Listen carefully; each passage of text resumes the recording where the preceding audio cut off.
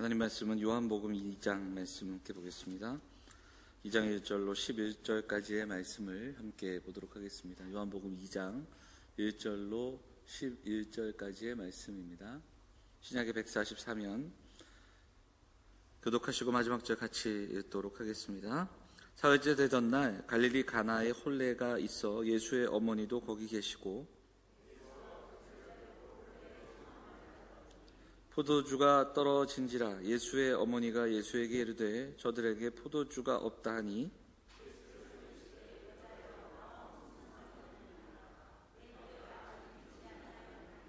그의 어머니가 하인들에게 이르되 너희에게 무슨 말씀을 하시든지 그대로 하라 하니라.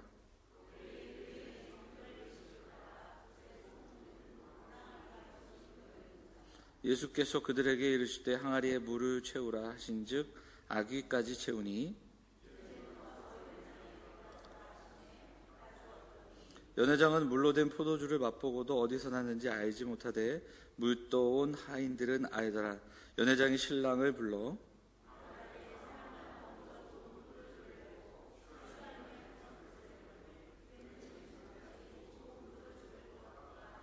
같이 읽겠습니다. 예수께서 이 첫 표적을 갈릴리 가나에서 행하여 그의 영광을 나타내심에 제자들이 그를 믿으니라. 아멘. 먼저 주 안에서 우리 사랑하는 성도들 문안드리고 예배하는 성도들에게 하나님께서 힘과 용기를 주시고 은혜를 주시기를 간절히 기도합니다. 우리 말씀 나누기 전에 우리 먼저 좀 잠깐 기도했으면 좋겠습니다. 한 번 더 기도할 때 하나님의 긍휼을 구하면서 하나님 이 땅을 고쳐주시기를 도와주시기를 위해서 기도하겠습니다.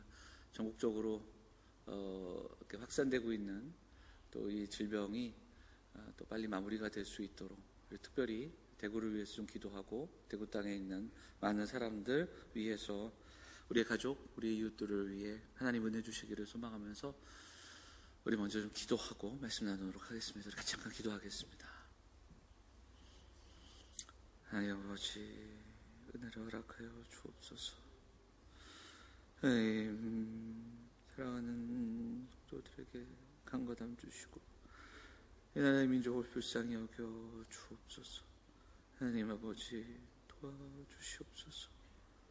우리 연약함을 깨닫게 하시고 하나님을 더욱더 의지하며 나아가는 사랑하는 성도 될 수 있도록 인도하여 주옵소서. 주여 아버지 도와주시옵소서.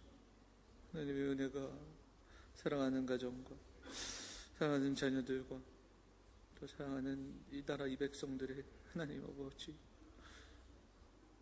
도와주시옵소서. 아버지 사랑과 은혜가 풍성하신 하나님, 오늘도 예배자로 나아갈 수 있도록 인도하시니 감사드립니다. 질병으로 고통받는 이 땅 하나님 긍휼히 여겨 주시옵소서.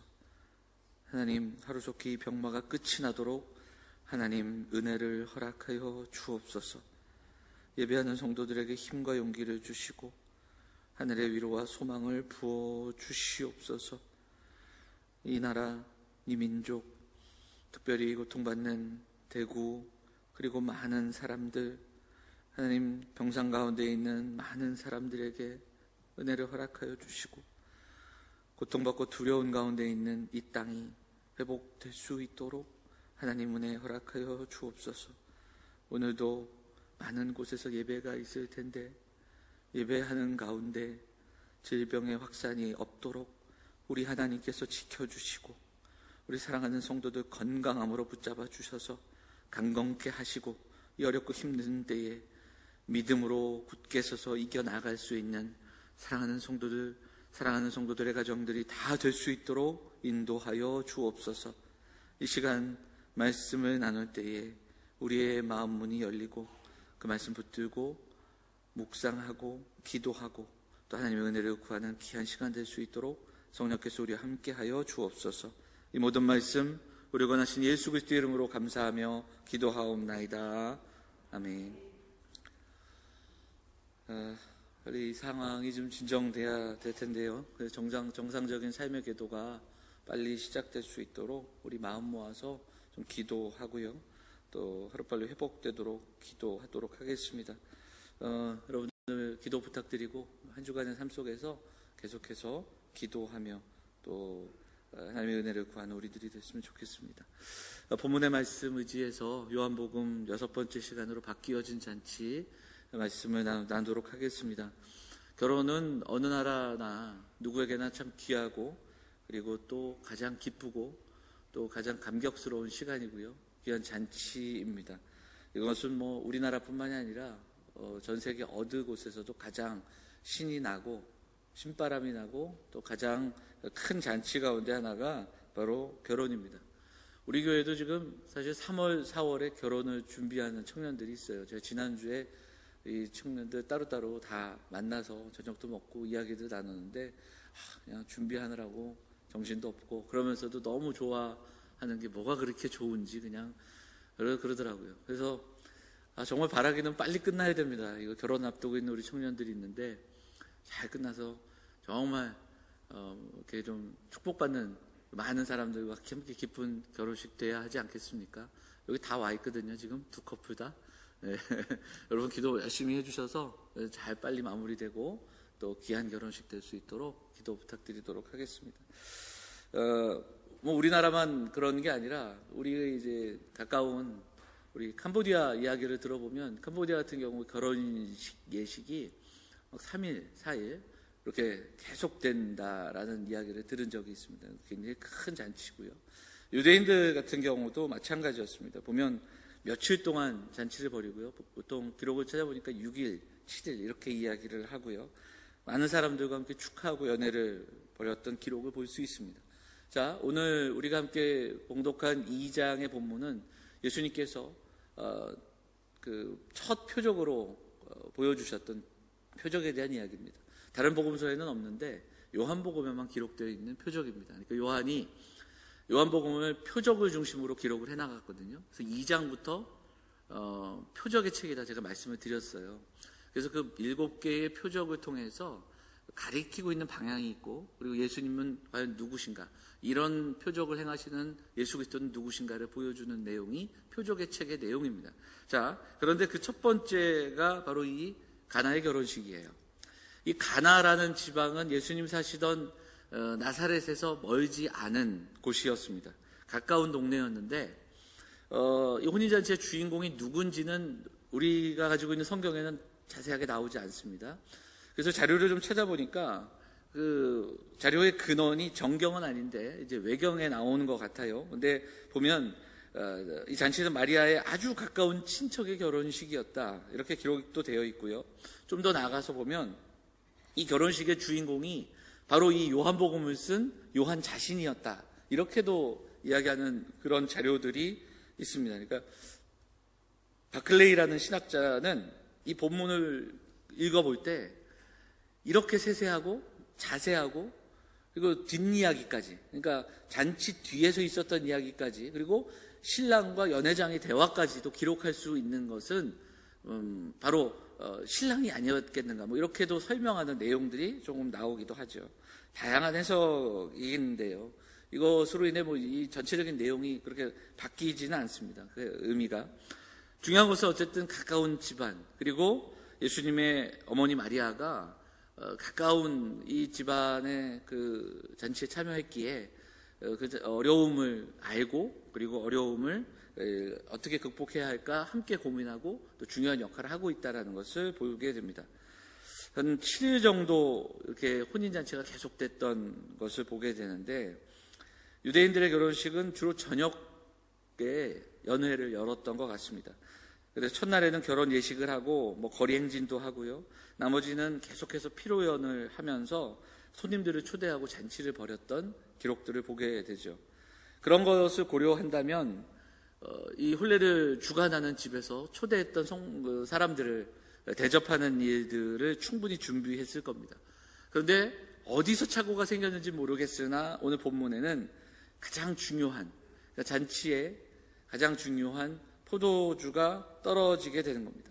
그러니까 당시의 관습으로는 이해할 수 없는 어찌 보면 망신과 같은 망신 그리고 잔치를 망쳐버릴 수밖에 없는 그런 상황이 시작된 겁니다. 우리 3월, 4월 결혼식 준비하는 우리 커플들은 잘 들어야 됩니다. 식권이 떨어지면 큰일 납니다. 네, 하도 얼굴들이 표정이 어두워서 제가 그냥 하는 얘기예요. 그리고 음식도 맛있어야 됩니다. 근데 우리가 이 본문을 읽어보면 두 가지 정도 질문을 할 수 있어요. 어떤 질문을 할 수 있냐면, 문제가 생겼는데 왜 어머니 마리아가 예수님에게 이 문제를 이야기를 했을까? 예수님에게 포도주가 떨어졌다. 왜 이 질문을 했을까? 이것도 좀 하나의 질문이 될 수 있고, 그리고 더 이상한 건 그 다음에 그 질문에 답하는 예수님의 답이에요. 그리고 그 이어지는 내용들인데, 마리아가 예수님께 이 이야기를 한 것은 아까 말씀드렸던 가장 가까운 친척의 결혼식이다. 이것이 문제를 해결할 수 있는 어떤 실마리가 되는 것이, 유대인의 생활 문화로 볼 때 어떤 집안의 어려움들을 가족들이 함께 상의하는 것, 뭐 우리도 마찬가지지만 특히 요 당시에는 아버지 요셉이 죽고 아들이 그 집안을 이렇게 돌아볼 수밖에 없는 그런 상황에서 이 문제를 이야기하는 것은 크게 무리가 되지 않는다. 그러니까 지금 이것이 마리아가 예수님에게 이 문제를 해결하라, 이거 지금 포도주 떨어졌는데 어떡할 거냐, 이렇게 묻는 것이 아니라 그냥 문제를 가져다가 상의하는 정도로 이해하는 것, 그렇게 해석을 합니다. 뭐 또 다른 해석 가운데는 마리아가 성경에는 기록되지 않았지만 예수님이 어릴 적부터 보여줬던 그 모습, 그리고 예수님에 대한 어떤 그 예언, 그리고 그 만든 것을 마음에 두었기에, 그리고 어느 날 나사렛에서 제자 5명을 데리고 다니는 이때에 무언가를 시작하겠다 하는 기대감이 있지 않았을까 하는 해석도 있는데, 그런데 중요한 것은요, 여기에 대한 예수님의 대답입니다.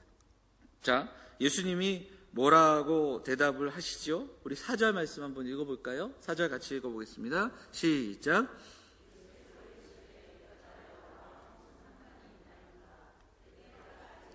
지 아니하였나이다, 이렇게 얘기하죠. 여기서 여자여, 이것이 조금 불편하실 수도 있어요.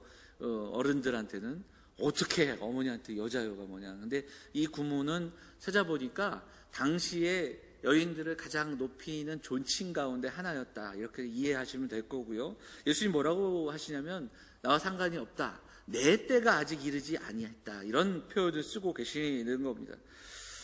예수님은 때라는 단어를 사용하고 계십니다. 그러니까 요한복음에서 굉장히 반복되는 단어 중에 하나가 바로 이 때입니다. 그러니까 왜 굳이 그냥 나와 상관이 없다로 끝날 이 대답 가운데 내 때가 아직 이르지 않았다라는 대답을 하실까? 내가 아직 어떤 이런 일들을 감당할 시간이 아니다. 그리고 내가 구원의 그 역사를 이룰 시간이 아니다. 여러 가지로 해석할 수 있겠지만, 중요한 것은 이 때라는 단어가 의미하는 요한복음에서 의미가 있기에 이 내용을 조금 더 살펴보도록 하겠습니다. 복음서 전체를 보면 예수님을 대하는 많은 사람들이 나옵니다. 제자들이 나오고요, 군중들이 나오고요, 무리들이 나옵니다. 그런데 이 복음서가 가지고 있는 특징, 그리고 그 안에서 기록되어 있는 내용들을 보면 제자들도 군중들도 수많은 사람들도 갖고 있었던 특징 가운데 하나는 나의 때, 그러니까 자신들이 생각하던 때, 자신들의 뜻이 이루어지는 때를 따라 예수님이 움직여 주시기를 계속해서 간청하고 있다는 겁니다. 그게 바로 복음서에 나오는 이야기고, 요한복음에도 그 이야기가 반복됩니다. 그런데 요한복음은 특별히 예수님의 때를 강조하면서 예수님의 때와, 그리고 예수님이 하시는 일은 타인의 어떤 요구, 그리고 어떤 상황의 요구에 따라 움직이시는 것이 아니라 그분은 항상 하나님의 뜻에 따라 하나님의 때에 움직이셨다라는 것을 복음서, 특히 요한복음은 우리에게 강조하고 있다라는 겁니다. 그래서 지금 예수님께서, 그리고 요한이 기록하는 내 때, 이것 역시 사람들의 요구, 타인의 요구, 상황의 요구에 따라 움직이는 그런 것이 아니라 하나님의 뜻, 하나님의 그 때에 따라 움직이시는 주님을 강조하고 있는 겁니다. 요한복음이 말씀하는 하나님의 어떤 예수님의 제자들, 참 성도는 어떻게 우리가 이해할 수 있냐면, 하나님의 때를 좇는 사람입니다. 하나님의 뜻을 쫓아가는 사람입니다. 나의 뜻을 이루기 위해 발버둥 치는 사람이 아니라, 나의 뜻을 이루기 위해 하나님께 간청하는 사람들이 아니라 먼저 하나님의 뜻을 묻고 하나님의 뜻을 좇는 사람들임을 우리에게 말씀하고 있다라는 겁니다. 우리는 어떻습니까? 우리가 예수님을 믿으면서 삶에 문제가 있을 때가 있고 여러 가지 기도 제목들이 있고 간구가 있을 때 있습니다. 그때마다 우리가 우리의 때를 맞춰주시기를 간청합니다. 그게 누구나 우리의 마음입니다. 우리의 바람, 기대가 이루어지기를 바랍니다. 하지만 오늘 주님이 들려주시는 것처럼 주님의 때가 이르지 않았다고 말씀하실 때가 있습니다. 기다려라. 응답이 없을 때가 있습니다. 그때 어떻게 해야 하는가? 기다려야 합니다. 인내해야 합니다. 그리고 그냥 기다리고 인내하는 것이 아니라 신실함으로 그리고 순종함으로 인내하는 그런 모습들이 있어야 됩니다. 우리가 요즘 새벽에 창세기를 살펴보고 있는데 창세기를 보면 요셉의 모습이 좋은 예가 됩니다. 요셉의 기사는 계속해서 가족에게 버림받고 그리고 또 종살이를 하다가 또 누명을 쓰고 그리고 감옥에 갑니다. 그 감옥에서도 정말 열심히 섬기고 살아가는데 그에게 약속한 사람은 그를 잊어버리는 그런 내용들이 계속해서 반복이 됩니다. 그럼에도 불구하고 요셉의 삶에 보면 불평과 포기와 탄식이 없습니다. 일반적인 수식어들이 나올 텐데 그런 내용들이 없습니다. 그리고 오히려 반복되는 그런 수식어가 있습니다. 바로 형통한 자, 이것이 그를 쫓아다닙니다. 하나님이 함께 하시는 자, 하나님 앞에서 사는 사람, 그가 바로 요셉이었습니다. 사랑하는 여러분, 우리가 인내하고 기다려야 한다. 이것은 그냥 멍한 기다림이 아닙니다. 오늘도 하나님 앞에서 신실함으로 우리가 응답해야 됩니다. 알 수 없는 하나님의 뜻이 내일 깨닫게 되는 은혜가 있고요. 왜 꿈을 꾸고 왜 고난을 받았는지 깨닫는 은혜가 있듯이 오늘 우리에게 왜 이런 일들이 있는지, 오늘 왜 우리의 바람은, 오늘 우리의 때는 이루어지지 않았는지를 깨닫는 그런 순간이 찾아올 수 있다는 겁니다. 그러기 위해서 오늘 신실함으로 순종의 자리로 나아가야 합니다. 아마 어머니 마리아는 예수님이 뭐라도 하지 않을까 하는 기대감이 있었는지 모릅니다. 그래서 하인들에게 뭐라고 얘기했죠? 너희에게 무슨 말씀을 하시든지 그대로 하라, 이렇게 말씀합니다. 물론 이것이 다 그런 뜻은 아니지만 이 말씀을 계속 읽어가면서 저는 이 5절 말씀이 계속 기억이 납니다. 무슨 말씀을 하시든지 그대로 하라. 막연한 기다림이 아니라 오늘 작은 순종의 연습이 있는 성도들의 삶이 될 수 있었으면 좋겠습니다. 하나님의 때, 하나님의 뜻을 알 수 없는 때가 분명히 있습니다. 하지만 포기하고 또 불평하고 속상해하는 것보다 오늘 내게 주신 말씀을 붙들고 순종하는 길이 바로 우리가 가야 할 길입니다. 내가 알아들은 만큼만이라도 순종할 수 있는 그러한 열심과 그러한 결단이 우리에게 필요한 줄 믿습니다.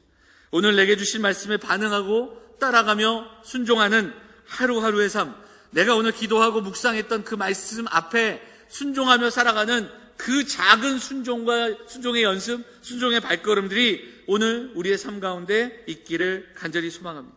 내게 주신 말씀, 그 은혜를 붙들고 말씀대로 걸어가는 작은 순종의 길을 한 걸음 한 걸음 걸어가는 우리 영암의 성도들 다 되시기를 주의 이름으로 축원을 드립니다. 자, 오늘 그럼 우리가 살펴본 이 사건과 이 표적이 갖고 있는 의미는 무엇일까? 조금 더 요약을 해서 살펴보면요, 결혼식에서 정말 가장 중요한 것, 그리고 물보다도 물이 없는 지하옥에서 가장 그 사람들이 필요한 음료였던 포도주가 떨어진 상황, 포도주가 결핍된, 그 중요한 것이 결핍된 이 문제를 그 가정에 주님이 계셨고 주님이 개입하심으로 바꿔주시는 은혜, 그리고 그 사람들의 필요를 채우시는 표적입니다. 그런데 이 사건이 단순하게 그 결혼식의 필요만을 채우는 사건은 아니었습니다. 그들의 입을 즐겁게 하는 사건이 아니었다라는 겁니다. 오히려 이것을 통해서 제자들이 예수님을 믿었습니다. 오늘 본문의 결론은 바로 그 내용을 우리에게 말씀하고 있습니다. 그리고 이것은 예수님은 과연 누구신가, 이것을 선포하며 기록되어 있습니다. 포도주가 떨어지고 신바람 나고 풍성해야 될 잔치가 공허하고 또 불안한 잔치로 바뀌게 됩니다. 잔치에 포도주가 떨어졌는데 대부분의 사람들은 모르고 있습니다. 예수님이 바꾸어 주신 포도주를 마시고 취함에도 그들은 이 포도주가 어디서 났는지도 알지 못합니다. 먼저 이 모습을 무엇을 도대체 의미할까? 그리고 또 요한은 특별히 이 본문을 무엇을 전하기 위해 교회에 이 복음서를 썼을까? 우리가 좀 생각해 보게 되는데, 바로 이 포도주가 떨어진 이 잔치, 이것은 첫째는 당시 정형화되고 굳어버린 바로 유대교의 모습이 여기에 투영되어 있습니다. 둘째는 사도 요한이 교회를 바라볼 때 교회의 모습이 이와 같았던 겁니다. 믿음과 신앙이 종교적인 행위로 굳어지고 그리스도와 연합하여 누리는 기쁨과 감사가 사라진 바로 그 교회와 성도의 모습이 이 가장 중요한 것을 잃어버렸던 잔치와도 같이 비유가 되고 있다는 겁니다. 이렇게 말씀드릴 수 있던 근거 가운데 하나는 오늘 본문에 보면 예수님이 포도주를 채우신 돌 항아리가 나옵니다. 자, 그 돌 항아리를 보면 그 6절 말씀 한번 볼까요? 6절 같이 읽어보겠습니다. 6절 같이 읽겠습니다. 시작. 거기에 유대인의 정결 예식을 따라 두세 통 드는 돌 항아리 6이 놓였는지라. 여러분, 항아리가 있었어요. 그리고 항아리에 물을 채우는데 이 항아리는 어디에 쓰던 겁니까? 어디에 쓰는 거예요? 정결 예식이에요. 정결 예식이라는 건 어떤 걸 의미할까요? 손과 발을 씻는 겁니다. 이게 마시는 물을 저장하는 데도 아니에요. 그 당시 사람들이 밖에 나갔다가 부지 중에 자기도 모르는 상황에서 불결한 것들 그리고 더럽고 부정한 것을 만졌을 것이다. 그래서 그 당시 사람들은 그런 의미에서 손과 발을 씻었다라는 겁니다. 그런데 그 항아리에 그러니까 종교적인 예식과 의무와 율법과 규례를 위한 물을 담아놓는 곳에 물을 붓게 하시고 그리고 그 물을 떠다가 잔치에 베풀어 주셨다라는 거예요.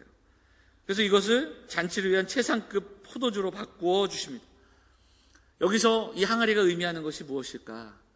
아마도 요한은 바로 그 당시의 교회 그리고 더 나아가서는 유대교의 모습을 투영하고 있지 않는가.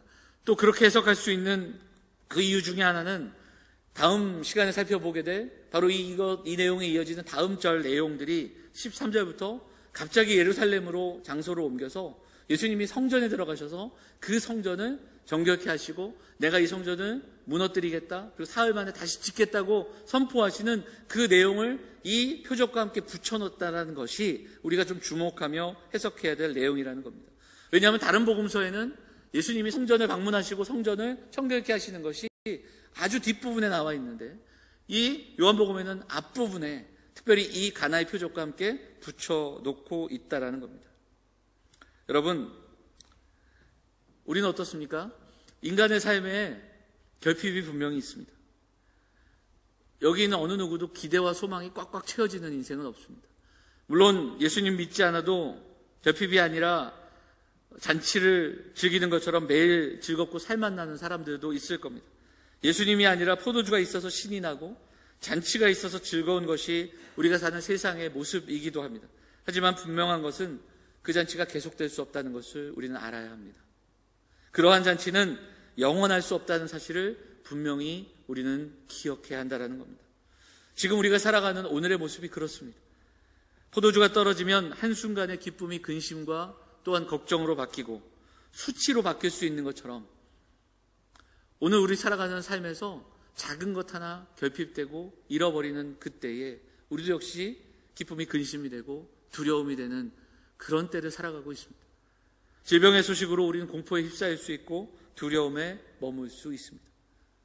가장 중요한 것을 잃어버린 잔치, 바로 우리의 인생과 우리의 삶도 그렇게 될 수 있다는 사실을 우리는 분명히 기억해야 됩니다.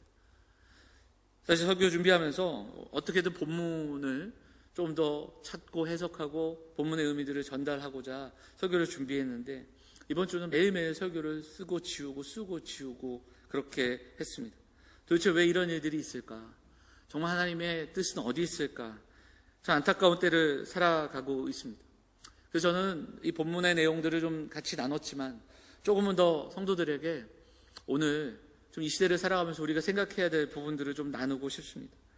성경을 보면 자연재해나 어떤 질병들이 하나님의 도구로 쓰일 때가 있습니다. 대표적인 게 출애굽기 나오는 10가지 재앙입니다. 그 외에도 몇 가지의 일들이 있습니다. 그리고 이스라엘이 또 역병을 경험하기도 합니다. 그래서 많은 사람들, 특히 구약의 백성들에게 있어서 질병과 또 이런 자연재해는 하나님의 심판이었습니다. 그리고 먼저 하나님의 심판의 어떤 뜻을 물어야 했습니다. 그런데 지금 이 시대를 살아가는 우리들도 이와 같은 경향이 분명히 있습니다. 지진이 나거나 그리고 각처에서 여러 가지 자연재해 그리고 이렇게 전염병이 돌 때 그때마다 하나님의 심판에 대한 이야기들을 우리는 하게 됩니다. 이번에도 마찬가지입니다. 방송을 들으면 극동방송 그리고 또 기독교 방송에서 들려온 설교에도 그런 내용들이 있는 것을 보게 되는데 우리 성도들에게 좀 말씀드리고 싶습니다. 그게 맞습니까? 하나님의 심판? 심판일 수 있어요. 하지만 그것은 내게 주시는, 그러니까 내가 고백하는 거지 타인에 대해서 우리가 함부로 판단해서 안 됩니다. 우리 하나님이 화가 나시면 우리에게 질병을 주시고 저주하시는 그리고 심판하시는 하나님입니까? 그렇게 따지면 중국에도 기독교인이 있습니다. 우한에도 기독교인들이 있었습니다. 그렇게 심판론을 이야기한다면 지금 대구의 모습은 어떻습니까? 이 모든 상황 속에서 확진자들 그리고 증상이 있는 사람들이 내 가족 이렇게 생각해 본다면 여러분의 친지 가운데 대구에 있는 분들이 계실 수도 있고요. 그리고 심지어 이제 그 사람들을 만난 모든 사람들이 2주 동안 다 집에서 나갈 수 없는 이런 때에 그들이 겪어야 할 공포와 두려움을 우리는 생각해야 됩니다. 하나님 심판을 이야기하기 전에 죄에 대한 하나님의 심판을 선포하기 전에 죄로 인해 받는 벌은 스스로 깨닫는 겁니다. 타인의 불행을 판단하고 정죄하고 결정해서는 안 됩니다. 오히려 이때에 하나님의 백성들은 지금 이 모든 상황들 속에서 우리를 돌아봐야 됩니다. 우리가 이렇게 연약한 자들임을 우린 분명히 깨달아야 됩니다. 질병 가운데 어쩔 수 없는 존재임을 그리고 우리는 유한한 존재임을 분명히 기억해야 됩니다. 작은 결핍에도 무너지고 우리가 면역력이 조금만 떨어져도 질병 가운데 쓰러질 수 있는 그런 인생 연약한 존재이라는 걸 기억하면서 우리가 그토록 갈망하고 자랑하고 또 소유하려고 애쓰며 발버둥치며 살아가는 그런 모든 것들, 과학과 문명과 그리고 우리가 이야기하는 그 모든 것이 자랑할 수 있는 것이 아니라는 것도 우리는 분명히 깨달아야 됩니다. 그리고 오늘 우리가 한 가지 더 오늘 말씀을 기억하면서 이렇게 연약하기에 우리는 우리의 인생 가운데 주님께서 자정하여 주시고 주님이 우리의 인생을 주장하여 주시고 그리고 우리가 연약하기에 정말 주님만을 의지하며 나아가는 인생 되기를 소망하며 결단하는 시간들이 되어야 됩니다. 주님을 우리의 삶, 우리의 가정에 다시 한번 모시며 포도주에 취하는 잔치가 아니라 주님께서 주시는 충만함으로 살아갈 수 있기를 소망하며 기도해야 됩니다. 세상이 주는 만족함이 아니라 주님이 주시는 샬롬과 안식을 우리가 소망하면서 예수님 없는 허무한 잔치를 거부할 수 있는 인생들 되어야 할 줄 믿습니다. 금요일에 장로님들과 모여서 임시당회 하면서 참 마음이 힘들고 속상했습니다. 예배할 수 없는 때, 이 상황이 어떻게 될지 우리는 알 수 없지만 정말 이렇게 모여서 예배할 수조차 없는 때가 올 수도 있습니다. 어떤 분들은 너무 이른 것이 아니냐 서운해하기도 하고 또 믿음 없는 행위다. 그리고 일부 또 내용들을 보면 여러 가지로 또 이런 그 예배를 축소하는 일들에 대해서 비판하는 그런 내용들도 보게 됩니다. 하지만 그렇지 않습니다. 움직일 수 없을 때가 있고요. 우리가 입원하여 병원에 있을 때도 있고요. 해외로 부득이하게 출장을 가거나 또 지방으로 출장 갈 때 예배에 참석하기 힘들 때 우리는 현지에서 예배합니다. 이번 일의 확산은 모두가 경계해야 할 때 경계하지 않고 무시했던 사람들로 인해 이렇게 이루어지고 있다는 것. 우리가 좀 기억하면서 이렇게 힘들고 어려운 때이지만 우리 성도들께 좀 부탁을 드리기는 오히려 우리가 이때 기도의 시간을 늘려가는 저와 여러분 성도들이 되어주시기를 부탁드립니다. 지금 누구의 책임 그리고 누군가를 욕하고 누군가를 정죄하는 이런 소모적인 일에 우리의 시간들을 쓰지 말고요.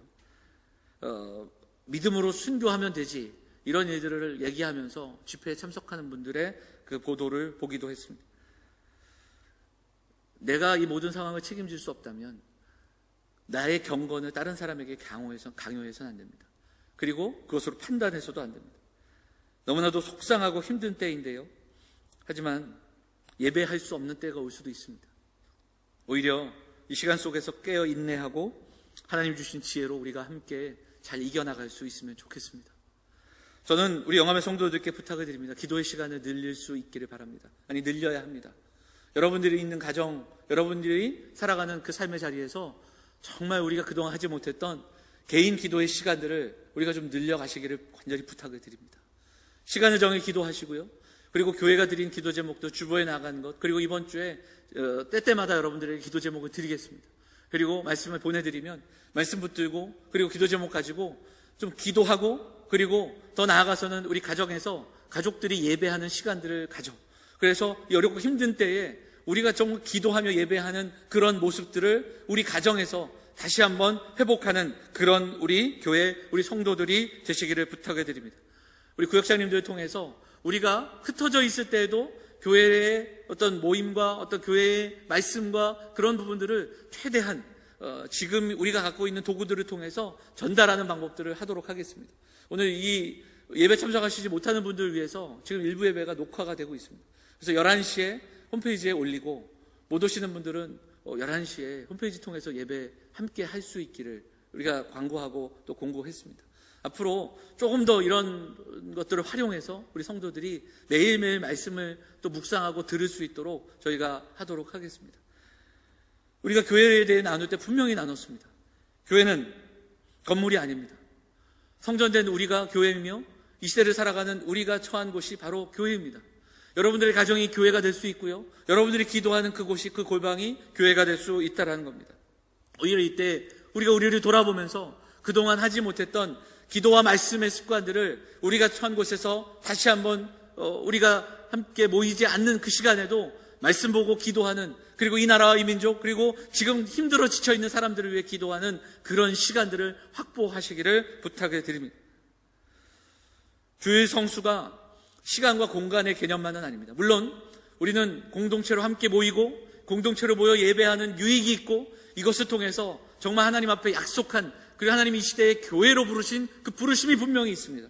그러나 건물에 모여서 우리의 정체성을 확인했다면, 이렇게 함께 힘들 때, 그리고 하나님을 모르는 사람들이 두려움과 공포 속에서 살아갈 때, 우리는 천국을 얘기하고 구원을 얘기하고 영생을 이야기하는 우리들이 그들을 오히려 위로하고 그들에게 참된 위로와 소망을 줄 수 있는 그런 사람들이 되어야 할 줄 믿습니다.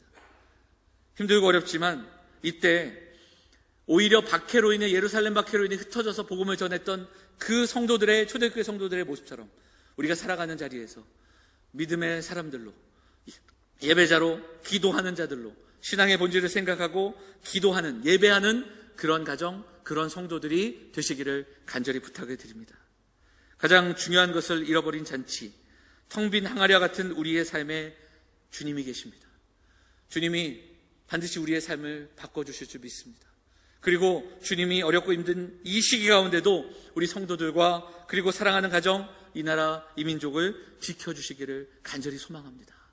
사랑하는 여러분, 우리가 오늘 다시 한번 기억하면서 텅 빈 항아리, 가장 중요한 것을 잃어버린 잔치를 은혜로, 그리고 또 그 은혜 가운데 함께 바꿔주신 이 놀라운 표적이 지금 오늘 우리가 살아가는 이 어려운 때, 그리고 힘들고 답답한 이때, 그리고 이 땅 가운데 일어나기를 소망하며 기도하고, 우리의 삶의 자리에서 우리가 잃었던 가정예배, 그리고 우리가 잊고 있었던 그런 묵상과 기도의 시간들을 회복함으로 다시 한번 이 힘든 시간들을 하나님 바꿔주시는 잔치로 경험하는 그 놀라운 은혜를 경험하며 그 가운데 나아가시는 우리 사랑하는 영암의 성도들, 사랑하는 가족들 다 되시기를 주의 이름으로 축원을 드립니다. 우리 말씀 기억하면서 우리 같이 함께 한 번만 더 기도하겠습니다. 두려워할 수 있고 근심할 수 있지만 우리는 두려움과 근심으로 오히려 하나님께 나아가는 사람들입니다. 우리가 살아가는 삶의 자리에서 하나님의 은혜를 기억하고 말씀 붙들고 기도하며, 그리고 예배자로 이 한 주도 살아갈 수 있도록 우리 함께 기도하도록 하겠습니다. 우리 같이 함께 기도하겠습니다.